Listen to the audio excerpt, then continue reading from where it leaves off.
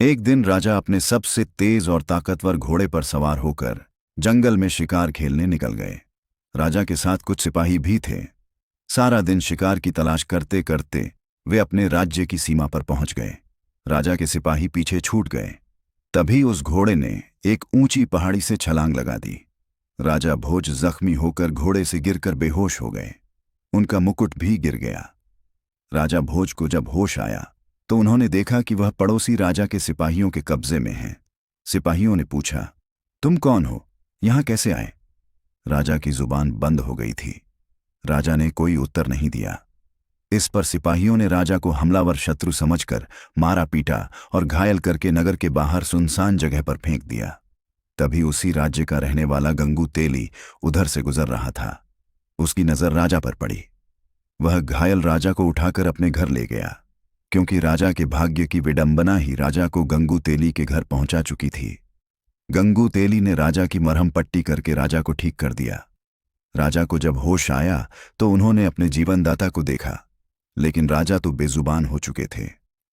गंगू तेली राजा को देखते ही समझ गया कि यह कोई कुलीन व्यक्ति है जो भाग्य का मारा हुआ है।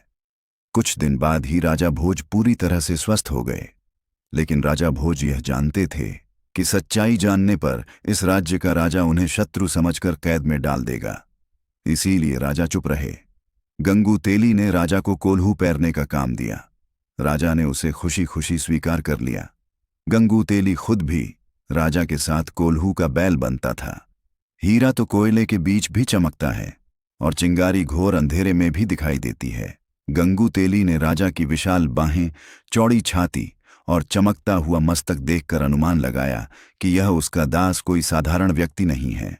राजा भोज को अपने जीवनदाता का कर्ज चुकाना था।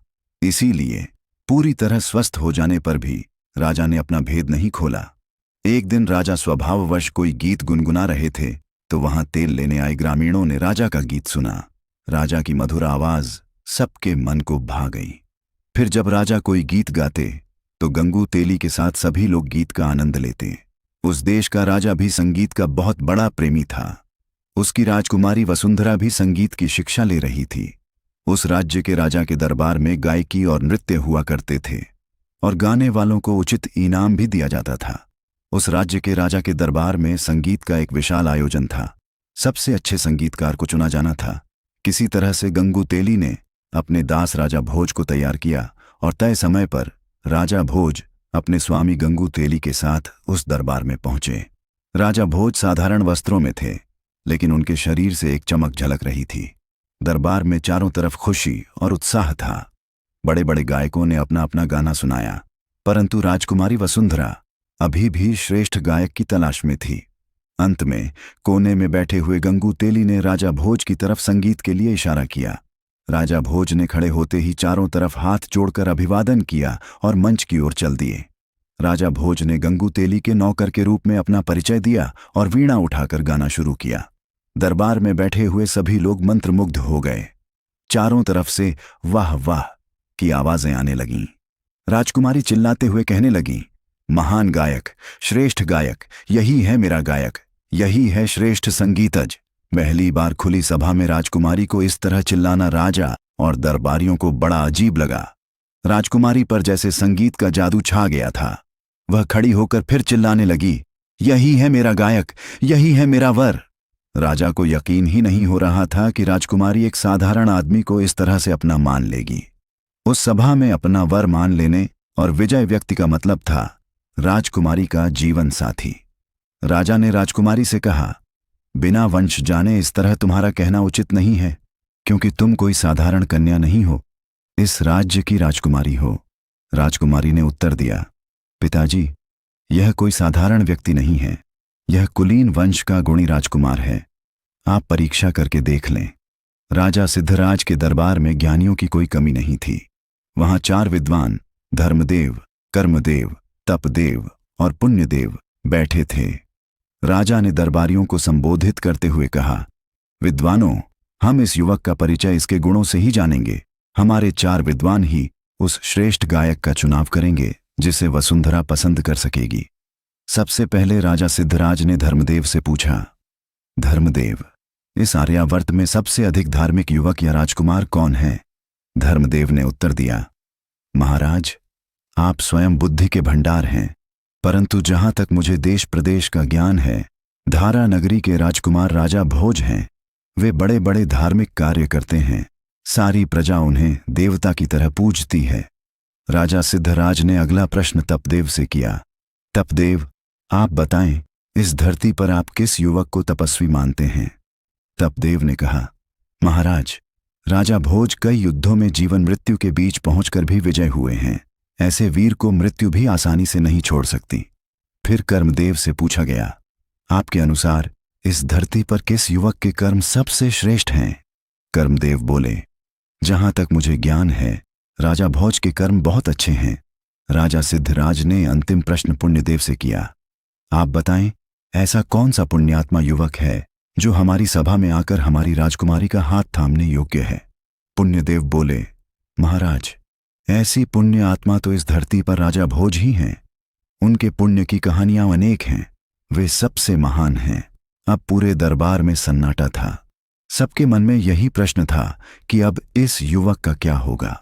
पर वह युवक बिल्कुल शांत और गंभीर खड़ा था। राजा ने उस युवक से कहा, तुम अच्छे कलाकार अवश्य हो, परंतु हमारे सभासदों का निर्णय सुन लिया होगा। हमारी बेटी ने ना जाने कैसे अचानक दरबार में यह अभद्रता क्यों कर डाली।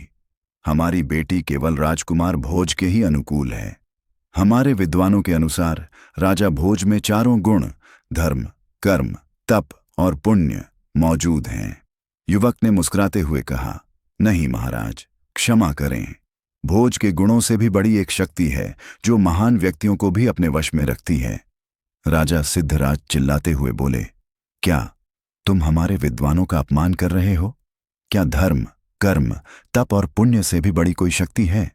युवक, तुम्हें नहीं पता हमारे विद्वानों का अनादर करने का दंड क्या होता है? युवक बोला, महाराज, दंड तो बुरे कर्मों का मिलता है, सत्य बोलने पर नहीं। सत्य बोलने पर तो इनाम मिलता है। सभा में हंसी और कौतूहल की लहर दौड़ पड़ी। राजा सिद्धराज बोले, तो फिर बताओ, इनाम कैसा? युवक बोला, महाराज, धर्म, कर्म, तप और पुण्य से भी बड़ी शक्ति है, होनी, भाग्य। राजा भोज इन सब गुणों के होते हुए भी आज तक ठोकरें खा रहे हैं, पर होनी बड़ी प्रबल है। होनी को कोई नहीं टाल सकता। राजा सिद्धराज ने पूछा, तो क्या तुम ही राजकुमार भोज हो? युवक ने हाथ जोड़कर कहा, हाँ महाराज, मैं ही राजा भोज हूं। यह सब होने का खेल है जो आज मैं आप सबके बीच हूं। फिर भोज ने ब्राह्मण और शिकार की सारी बात कह सुनाई और कहा, महाराज, आपके सैनिकों ने तो मुझे मारकर फेंक दिया था, पर यह तो भला हो मेरे जीवनदाता गंगू तेली का, जिन्होंने मेरे प्राण बचाए। पर मैंने इन्हें भी अपना परिचय न देकर इनकी दास्ता को स्वीकार कर लिया। पूरी सभा में राजा भोज की जय जयकार होने लगी। राजकुमारी वसुंधरा ने राजा भोज के गले में जयमाला डाली और विवाह किया।